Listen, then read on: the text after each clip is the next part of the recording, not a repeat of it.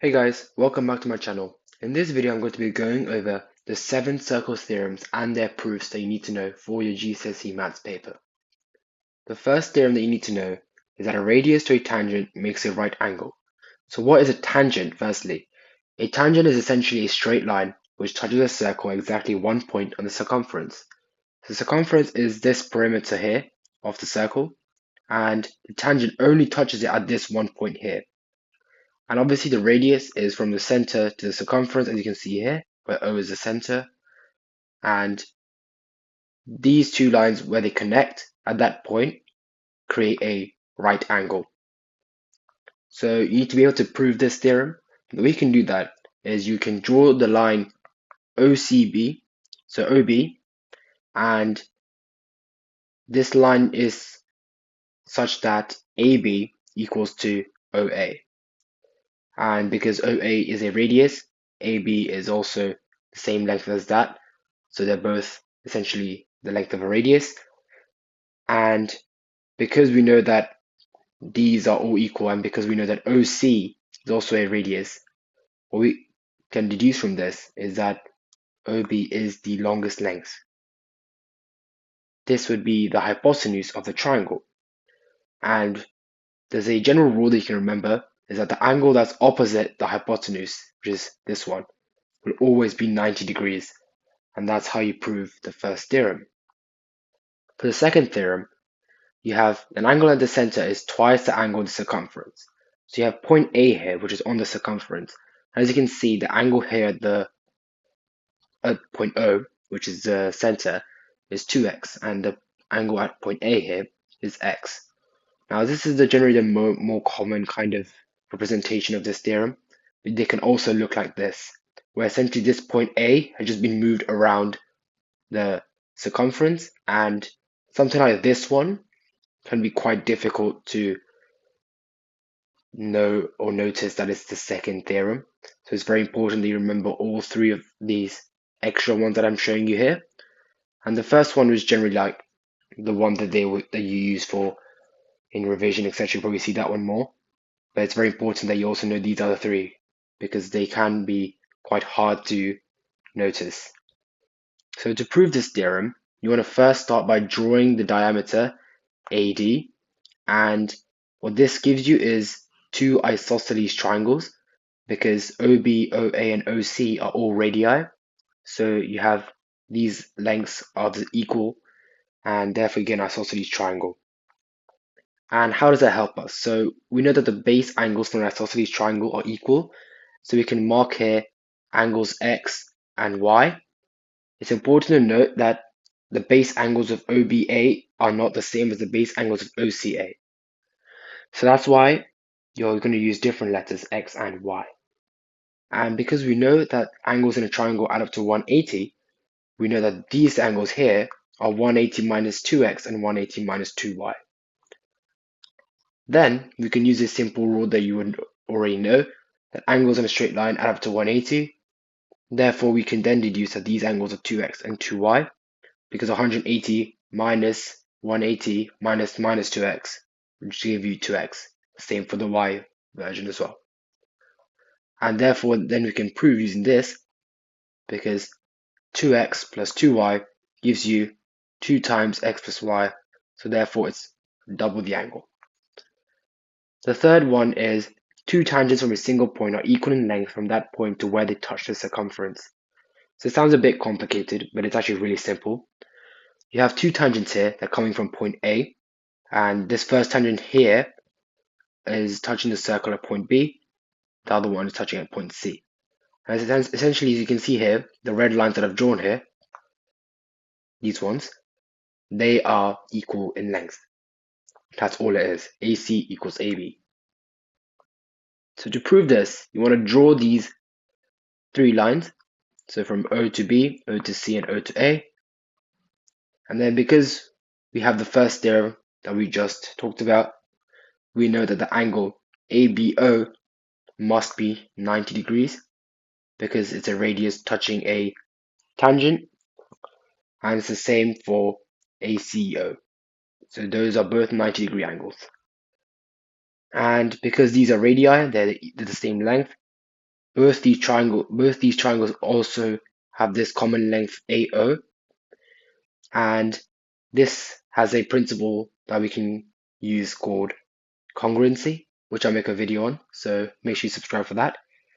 Essentially, what congruent means is that this triangle here, ABO, is the same as OCA, and from that we can then deduce that because they're the same, we then know that this length here, AB, it must be the same as this length AC. Okay, I've written here SAS. What I mean by that is side angle side. So that's one of the ways of proving two triangles are congruent. So they have these two sides are the same. Both the triangles also have this side which is the same, and these angles which are the same.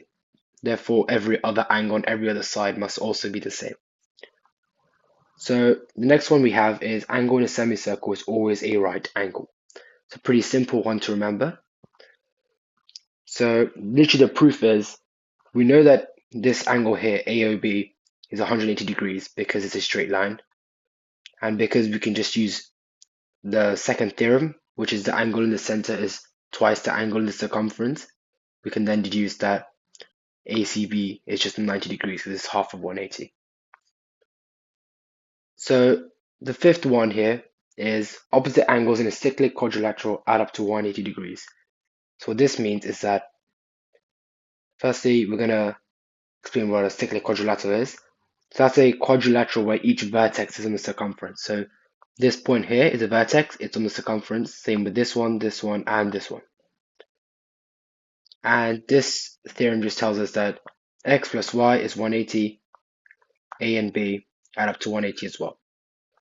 Pretty simple theorem. And the proof for this, what we want to do is we want to split it up into 4 triangles. Then we want to label the angles. So again, what we have here is isosceles triangles because these are radii. So we can deduce that these are isosceles triangles. So we know that each of these base angles must be the same. So D and D, C and C, B and B, A and A. But remember, each triangle has different base angles, so we use different letters. And then we know that all the angles in a quadrilateral add up to 360. So if we add them up, we get 2A plus 2B plus 2C plus 2D equals 360. If you divide both sides by 2, we get A plus B plus C plus D equals 180. And then so say for this angle here, ABC is A plus B, and the angle ADC is C plus D. So we can deduce that opposite angles add up to 180 because A plus B plus C plus D equals 180. You can do this with any combination, so you can do A plus D and B plus C. That works as well. It's just as long as they're opposite, they'll add up to 180. So angles in the same segment are equal. That's the sixth theorem. What is a segment? It's an area enclosed by a chord and an arc. So a chord is essentially just a straight line across a circle where one point is on the circumference and the other one is as well. And an arc is just a part of the circumference. Essentially with a chord, it's essentially not a diameter because it doesn't go through the center. It's just a straight line between 2 points on the circumference. And then the arc is just, here we have the arc which is the same 2 points from the chord. And the area between the arc and the chord is what we call a segment. So all this is the segment. And the theorem states that the angles in a segment are equal. So any angle in these segments that are at the circumference here will all equal x. So to prove this, we want to draw the lines CO and DO. And because we know it's the theorem 2, we know that COD, the angle here, is 2x. That must equal 2CAD and 2CBD. So I've marked these with the angles x and 2x. And because we know that 2CAD equals 2CBD, we can then cancel out the 2's, and we know that CAD must equal CBD, which is x equals x basically. And that's how you prove the sixth theorem.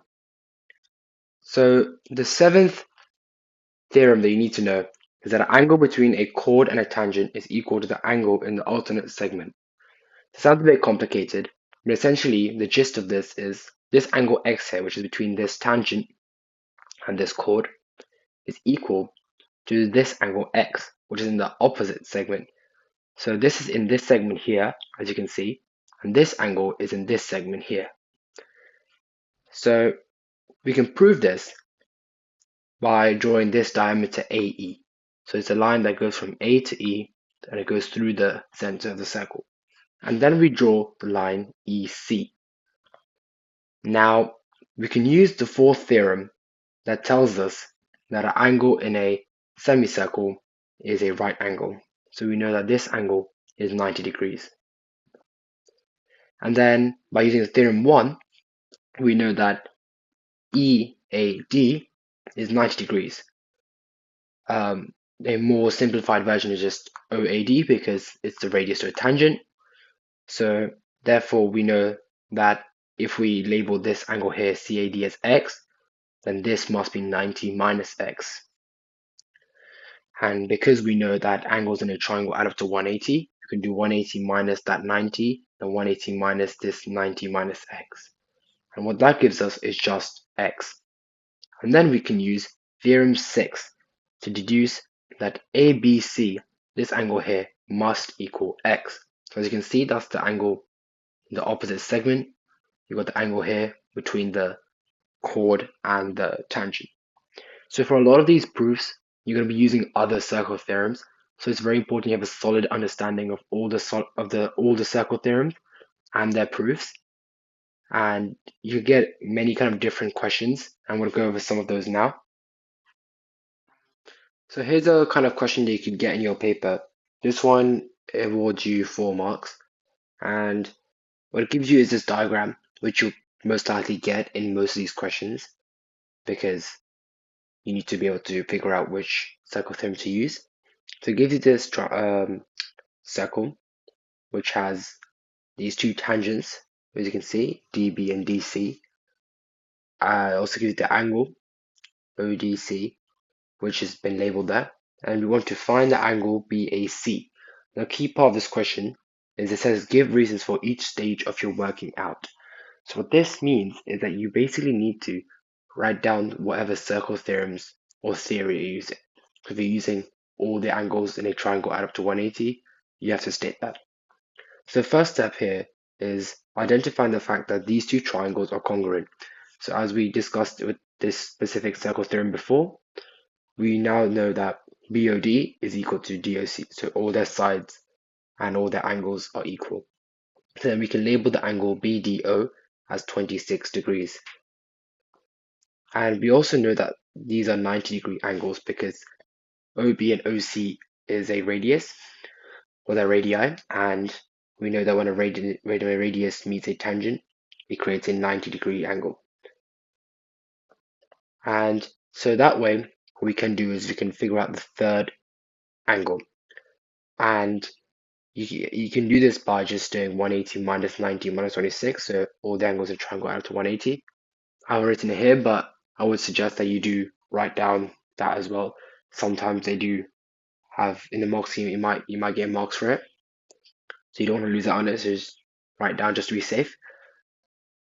This specific mark scheme didn't have it, so I didn't write down.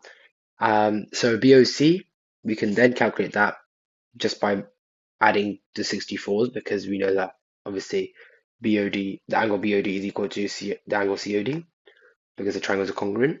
So that gives us 128. And we can then use the circle theorem that we know that the angle in the center is double the angle of the circumference. What we have to do is half that, and we get 64 degrees as our answer for BAC. Here's a slightly harder question. It awards you 5 marks. Again, you have a diagram. It tells us that the length CD is equal to DE, and that AEB is the tangent to the circle. It's very important that you notice these things, like if it's a tangent or if the lengths are the same, because that's usually a clue to how you're supposed to solve the question.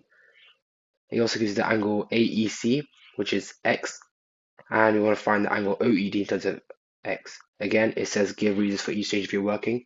That's going to be pretty much common through most circle theorem questions. The first thing we're going to do is just mark on the angle x, And then by using the alternate segment theorem, we know that CDE is also x degrees. So as you can see here, I've shortened the entire explanation of the alternate segment. The angle on the alternate segment is the same as the angle created by a chord and a tangent. It's fine to do that as long as it's something that the mark scheme recognizes. So alternate segment theorem is a fine. You can just shorten it to that. It's fine. You might see me doing this a bit more later in the question as well. As long as the mark scheme understands what theorem you're using, it's fine. As well, I would suggest that for these questions, look through the mark scheme, look at what they give marks for, and how they want you to phrase the explanation of the circle theorem. Sometimes they might need you to write down the whole phrase. Sometimes it's fine to shorten it to an alternate segment theorem like I've done here. So then, again, so like I said, it's very important that you notice these details because we know that CDE is an isosceles triangle. So we can simply do 180 minus x divided by 2. And because the base angles of an isosceles triangle are equal, so for this one, the mark scheme actually did award marks for writing down the rule about the triangle. So that's why I say just to be safe, write it down. So that's the angle CED. And the angle OEA is 90 degrees because that's the radius OE meeting the tangent AEB. So again, I've written it down here. So as the question asks, and therefore we can then determine that OEC is just 90 minus x because we already know that CEA is x degrees. So to find OED, all we have to do is that first part, so the angle CED, we just have to get that angle and then subtract 90 minus x from it, and that simplifies down to 0.5 x degrees. So that's our final answer, and that's pretty much all of circle theorems that you need to know for GCSEs. This is the kind of thing that you just need to do a lot of questions on because each instance will be different. As long as you know your circle theorems like in a solid way, you should be fine. And just make sure you know your proofs, you know your circle theorems by heart. It's very important that you can identify which circle theorems to use to get that grade 9. So thanks for watching. If you want me to go over any specific topics, do let me know down in the comments. If you have any other questions as well, do ask them. I'll be happy to answer them. I'll go over any other topics you want me to go over. Thanks for watching.